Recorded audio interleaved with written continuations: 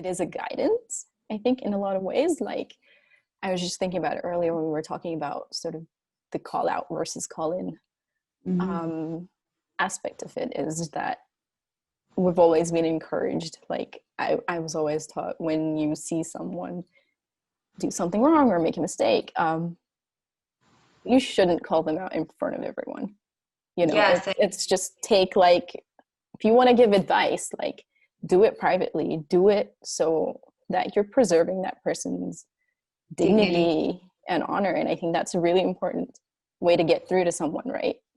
Yeah. Like, that's a really logical sort of way of approaching advocacy, is to preserve people's dignity, not just the people you're fighting for, but sometimes also the people you're fighting against.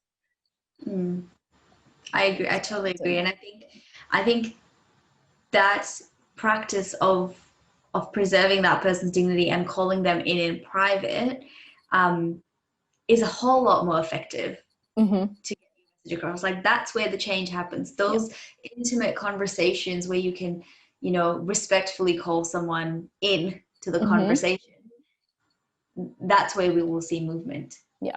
And I believe this in so many ways when it comes to Islam, that I have been taught things and there are practices that are transferable. It's not just worship, you know? Yes, absolutely. The idea of patience comes, for me at least, comes from Islam. Islam is patience. It teaches I would like tolerance, in the sense, like, if something is happening, like, you know, stand your ground and go and talk in private. Don't have to diminish a person or finish them in front of everybody else verbally. And you know, and even in your discussion, always be respectful. Like, there's no need for name calling, for example. If you're in a conversation and you're advocating for something, you don't have to call anyone any names. You can still have a very respectful conversation. I think it's also taught me a lot about reacting, right? Not only in terms of patience, but in terms of, like, I don't think you're very much allowed to feel your emotions, and if you feel angered, you feel angered. But what I've learned from Islam is, when you feel angered, before you say anything, you stop, because you will say something that you will never be able to take back. So you stop, you take away from that thing that is causing you, and go away from it and cool down and think and reflect, and then come back and address it. You know, that's something I use in advocacy, but I learned it from Islam. What my dad's taught me, for example, it's taught me to approach things with kindness, even the things that are really difficult. It's to, you know, there is no way that, oh, this is a terrible cliche term that I'm about to say, but, like, you can't put out fire with fire.